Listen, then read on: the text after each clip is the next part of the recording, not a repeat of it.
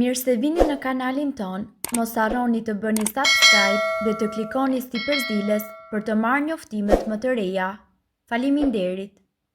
Nëse hani kos në darkë, duhet urgjent ta dëgjoni këtë, do ngeleni pa fjalë. Konsumi i kosit ul rrezikun e atakut në zemër me të paktën 30% tek njerëzit të cilët vuajnë nga tensioni i gjakut.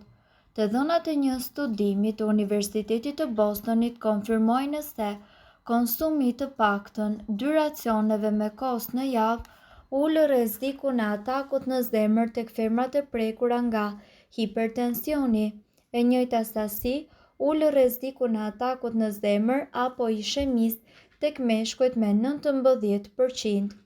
Shkencëtarët kanë analizuar të dhënat e personave nga mosha 40 deri në 75 vjeç, ku u vure se ata të cilët vuanin nga tensioni i gjakut fal konsumit të kosit arrinin ta mbanin atë nën kontroll.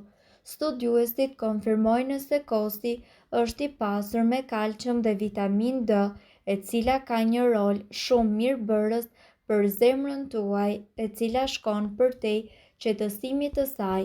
Probiotikët të cilët gjenden tek kosi ulin nivelin e tensionit të lartë të gjakut dhe për këtë arsye, autori i studimit tha se kosi është i nevojshëm për shëndetjen e zemrës. Sipas tij, kosi mund të konsumohet veçmas ose duke e kombinuar me fruta dhe të pasur me fiber, perime, drithra e të tjerë. Sëmundjet e zemrës dhe rëndësia e kosit. Studiuesit kanë zbuluar gjithashtu se vitamina D është një alternativë më e lirë për të mbrojtur zemrën tuaj. Ky suplement, i cili merret edhe duke ndenjur në diell, riparon dhe parandalon dëmtimet në zemër që shkaktohen nga diabeti apo tensioni i lartë i gjakut. Kosi është konsumuar nga njerëzit për qindra vjet dhe ai dallohet për vlerat e larta ushqyese, si edhe konsumimi i tij i rregullt do të sjellë përfitime të konsiderueshme në shëndet. Për disa, dëshira për të humbur në peshë mund t'i bëjë ata të kthehen në çdo lloj zgjedhjeje, qoftë ushtrime në palestër apo vëzhgimi i dietës së tyre, apo zakonisht një kombinim i të dyja gjërave. Sa i përket dietës më të shëndetshme, kosi nuk është rastësisht në programin dietik të shumë dietologëve. Kos për një zorë të shëndetshme. Shëndeti i zorrëve mund të mos jetë diçka për të cilën mendoni shpesh, por është thelbësor për të mbajtur një mënyrë jetese përgjithsisht të sigurt. Gjithashtu, zorrët tona janë përgjegjëse për tretjen e ushqimit dhe thithjen e lëndëve ushqyese, ndaj është thelbësore që ajo të funksionojë siç duhet. Një gjë e cila mund të ndihmojë në këtë proces është kosi. Kocka më të forta. Nëna juaj gjithmonë thoshte të pini qumësht për kockat tuaja, dhe ndryshe nga shumë gjëra të tjera kjo ishte e vërtet. Kosi gjithashtu mund të ndërtojë kocka të forta dhe prandaj produktet e qumshtit përfshirë këtu edhe kosin janë burime të shkëlqyera të kalciumit, i cili është minerali kryesor i kockave. Kosi është gjithashtu mjaft i dobishëm për ata të cilët vuajnë nga osteoporoza. Kos për një humor më të mirë. Në mes të stresit të punës apo problemeve të përditshme, humori jonë është i lehtë që të bjerë her pas here dhe për këtë ka mënyra klasike për ta përmirësuar, por edhe ngrënia e kosit është një përforcues i mrekullueshëm i humorit. Sistem më i fortë imunitar. Në ditët e sotme është më e rëndësishme se kurrë që të kemi një sistem imunitar të shëndetshëm për të luftuar të gjitha sëmundjet dhe të gjitha infeksionet. Një nga mënyrat për të forcuar sistemin imunitar mjaft të shëndetshëm është që ju të konsumoni probiotik të cilët gjenden pikërisht tek kosi. Duke ngrënë kos çdo ditë, ju do të ushqeni traktin gastrointestinal me baktere tërësisht të shëndetshme.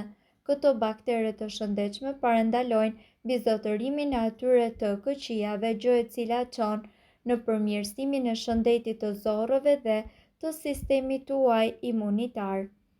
Ndërkohë, nga ana tjetër, ne këtu do t'ju tregojmë disa nga arsyet më kryesore se pse ju duhet të konsumoni kos çdo ditë. Kosi është një produkt fantastik i mrekullueshëm për të konsumuar si nga të rriturit ashtu edhe nga fëmijët.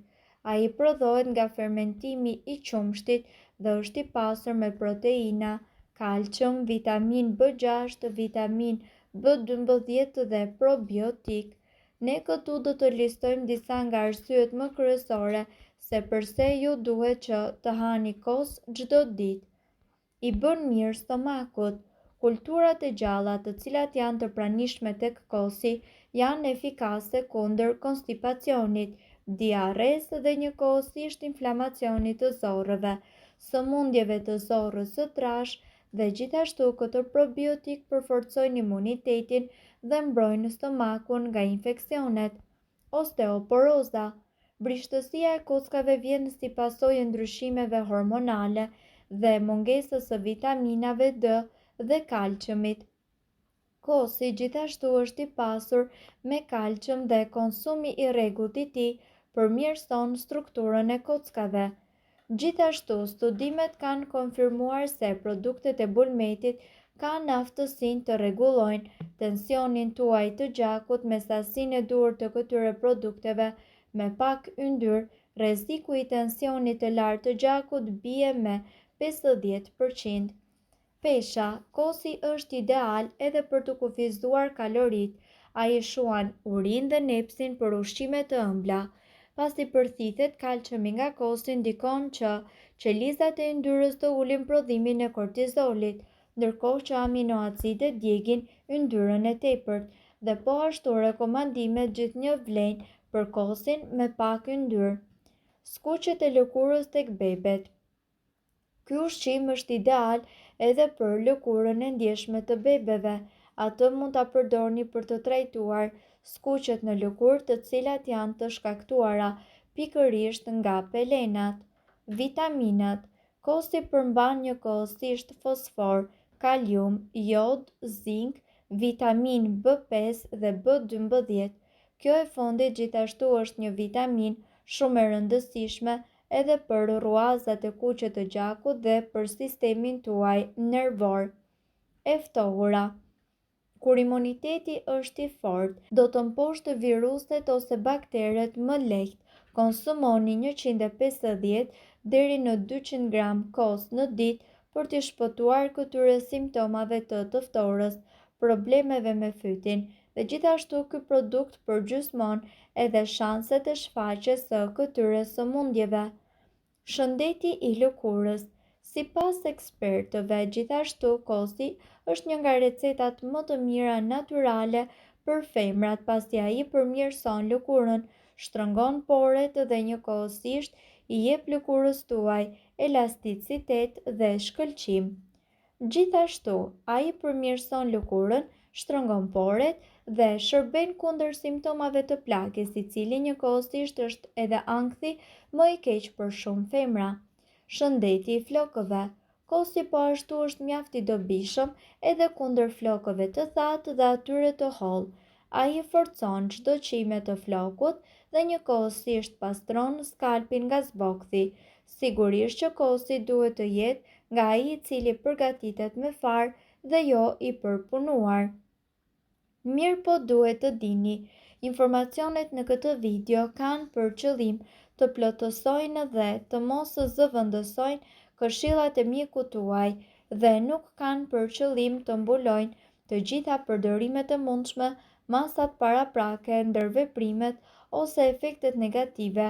Informacionet në këtë video mund të mos i përshtaten rrethanave tuaja shëndetësore, prandaj para përdorimit konsultohuni me mjekun tuaj. Nëse doni të dëgjoni video tona që ne postojmë çdo ditë, kliko subscribe. Ju ftojmë gjithashtu të bëni like në video tona nëse i keni dëgjuar dhe pëlqyer ato. Faleminderit që e pat videon ton. Shpërndajeni këtë video në profilin tuaj në mënyrë që të informohen edhe shokët tuaj. Faleminderit. Nëse ndonjë prej këtyre përbërësve ju shkakton alergji, e mira është që të mos i përdorni këto receta të mjekësisë alternative.